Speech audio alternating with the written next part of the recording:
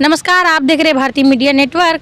यहाँ हम खड़े हैं दुर्ग के कालीबाड़ी में, जहाँ पर रेड ड्रॉप फ्रेंड्स क्लब द्वारा रक्त शिविर का आयोजन किया गया, जिसमें एचटीसी कंपनी के इंद्रजीत सिंह, डॉक्टर मानसी गुलाटी और तुलसी साहू, कांग्रेस की तुलसी साहू जी सम्मिलित हुए। क्या कुछ कहा इन्होंने, क्या कुछ हुआ कार्यक्रम में, आइए देखते हैं। ये कार्यक्रम रखा गया है कि समाज में जितने भी अच्छे कार्यक्रम लोग कर रहे हैं और अच्छी सेवाएं लोग समाज को दे रहे हैं, समाज को उत्कृष्ट बनाने के लिए, तो उन सभी का सम्मान समारोह रखा गया है। और आज सूरज भैया का बर्थडे था और अपने बर्थडे पर उन्होंने रक्तदान कैंप रखा है, तो इससे अच्छा गिफ्ट समाज को हो नहीं सकता। और ऐसे बहुत सारे लोगों से मिलने को मिला, क्योंकि हमारे देश में सिखाया जाता है कि दान छुपा कर किया जाता है, तो ऐसे कई व्यक्तित्वों से मिलने को मिला और ऐसे उनके बारे में समझने को मिला कि वो अपने क्या काम कर रहे हैं, जिसके लिए वो समाज को बता भी नहीं रहे हैं और कुछ मांग भी नहीं रहे हैं, और सच में ऐसे व्यक्ति आज सम्मान के लायक हैं। तो जय हिंद, जय छत्तीसगढ़। बहुत अच्छा। महिलाओं के लिए रक्तदान का क्या मापदंड है? महिलाओं के लिए रक्तदान का बहुत इम्पोर्टेंस है। ये पूछा जाए कि जो मरीज रक्त की कमी से लड़ रहा है, उसके परिवार वाले लड़ रहे हैं, और जो डॉक्टर सर्जरी के दौरान रक्त की कमी से लड़ रहा है, ये इम्पोर्टेंस जो है उन्हीं से पूछा जाए। सिट्टी पिट्टी गुम हो जाती जब हम सर्जन होकर के सर्जरी करते हैं और ब्लड की कमी से खो देते हैं। आज भी कई महिलाएं पीपीएच नामक बीमारी से, पीपीएच नामक एक पोस्टमार्टम हैमरेज होता है, डिलीवरी के बाद ब्लीडिंग, 24 घंटों के दौरान जब ब्लीडिंग होती है मरीज को, और खून की कमी से आज भी महिलाएं काफ़ी हद तक खत्म हो रही हैं। ऐसी बहुत दवाइयाँ आ गई है, लेकिन कभी कभी एक्यूट केसेस में ब्लड का कोई रिप्लेसमेंट नहीं है और ब्लड बनाने की कोई मशीन नहीं है, तो आपको ब्लड दान महादान है। मैं डॉक्टर मानसी गुलाटी, गायनेकोलॉजिस्ट कार्यक्रम के बारे में जानकारी दीजिए।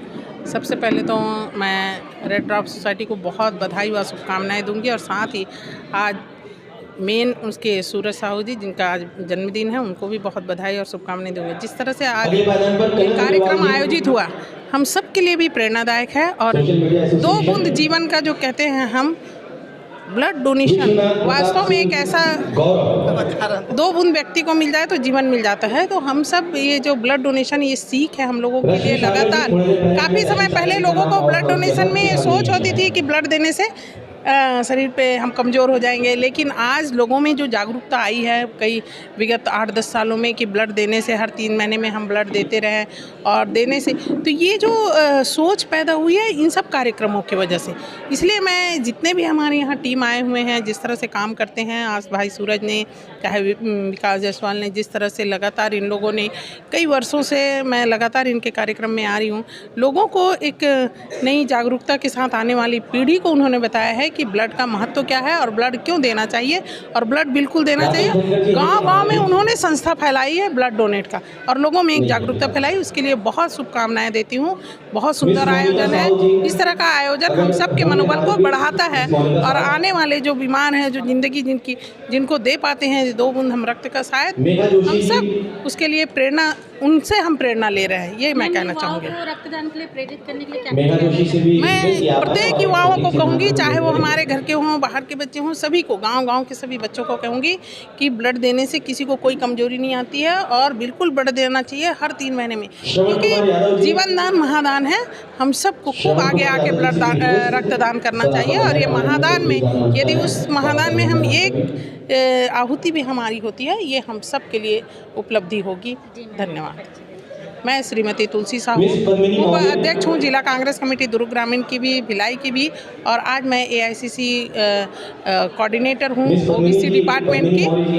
धन्यवाद। अधिवक्ता भी हूँ जी। Thank you. मेरा नाम अमन वर्मा है। हम लोग राष्ट्रीय सेवा योजना श्री शंकराचार्य टेक्निकल कैंपस भिलाई के स्वयंसेवक हैं।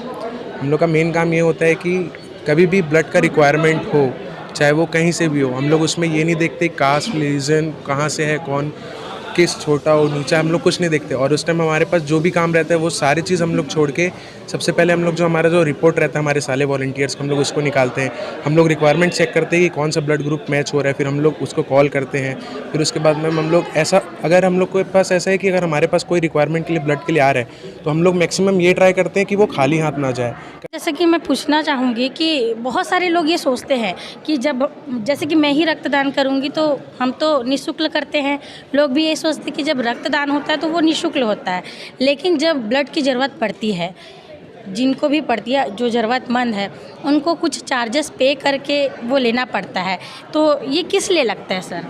बहुत अच्छा सवाल किया आपने, क्योंकि ये सब पढ़े लिखे लोगों के मन में भी ये सवाल रहते हैं और ये बहुत ही जेन्युइन सवाल है। इसका जवाब मैं विस्तार से बताना चाहूँगा आपको कि जैसे हम किसी ब्लड बैंक में ब्लड डोनेट किया तो वो एक ब्लड बैंक में लिया जाता है जिसकी कॉस्टिंग होती है, उनका इंफ्रास्ट्रक्चर होता है, स्टाफ लगे होते हैं, उसके बाद उस ब्लड को लेकर उसको अलग अलग कंपोनेंट में तैयार किया जाता है। उसके साथ ही उसमें 5 प्रकार के गंभीर बीमारियों के टेस्ट होते हैं, जैसे HIV, hepatitis C virus, hepatitis B surface antigen, syphilis, malaria. तो ये पूरे जांच जो है ये भारत सरकार के द्वारा आदेशित है कि ये 5 जांच होने चाहिए। साथ में उस जांच का जो शुल्क है वो भारत सरकार द्वारा निर्धारित किया गया है, 1550 रुपये हमको चार्ज करना है, इससे ज़्यादा चार्ज नहीं करना है।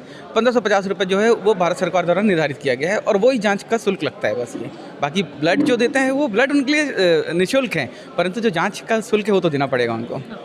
तो मतलब जो जांच होती है ये उसका शुल्क है।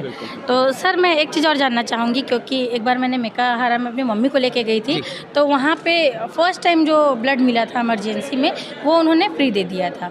उसके बाद नेक्स्ट टाइम मैंने जो भी लगा वो उसके लिए हमने पे किया, तो उसके लिए क्या कहना चाहोगे?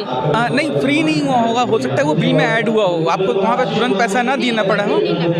वो या तो हो सकता है कि कोई ऐसा पेशेंट हो जो देने योग्य ना हो, तो वो उन्होंने कंसीडर किया होगा। वो सभी ब्लड बैंक में कंसीडर होते हैं कि जो अगर या तो थैलेसीमिया पेशेंट है, सिकल सेल पेशेंट है, या फिर कोई अति गरीब है कोई, तो उनके लिए निःशुल्क वो ब्लड बैंक प्रबंधक अपने दायरे में रह के कर सकता है। एक सवाल और है मेरा कि रक्तदान स्वास्थ्य के लिए कितना अच्छा है, किस वर्ग के लोग कर सकते हैं? रक्तदान तो स्वास्थ्य के लिए बहुत अच्छा है, और हमारे जैसे हम जिस शहर में रहते हैं भिलाई दुर्ग, कुछ लोग डरते हैं रक्तदान डरते भी के लिए, हैं, इसलिए बिल्कुल मैं ये डरते हैं। पूछा। डरना की इसमें कोई ज़रूरत नहीं है। 18 साल से ऊपर की उम्र होनी चाहिए और उनका वजन 45 किलो से ज़्यादा होना चाहिए। ब्लड देने के समय उनका हीमोग्लोबिन 12.5 ग्राम से ऊपर होना चाहिए। वो स्वस्थ व्यक्ति बिल्कुल दे सकता है और इसमें कोई भी हानि नहीं होती। उनका कोलेस्ट्रॉल लेवल मेंटेन रहता है, उनका BP मेंटेन रहता है, और समय समय पर उनकी ये जो जांच मैंने अभी आपको बताया वो जांच भी उनकी निःशुल्क में हो जाती है। उनका पे जो लेके जाएगा वो करेगा, तो ये सारी सुविधाएँ हैं उनके लिए। जो महिलाएं होती है अक्सर वो कम आगे आती है रक्तदान में, तो उनके लिए क्या मापदंड है? महिलाएं कम नहीं आती हैं, एक्चुअल में वो कई महिलाएं आती हैं, पर उनका चूँकि मासिक धर्म के कारण उनका कई बार हीमोग्लोबिन की मात्रा कम रहती है, इसलिए वो देने योग्य नहीं रहती हैं। बाकी हमारे भिलाई दुर्ग की तो महिलाएं काफ़ी अग्रणी हैं इस क्षेत्र में भी। जी बहुत बहुत धन्यवाद, आपने बहुत ही जानकारी का अपने विषय था उसमें जानकारी आपने दी है जो हमारे दर्शकों के बहुत ही काम आएगा। तो रक्तदान कीजिए, रक्तदान बहुत अच्छा होता है। धन्यवाद।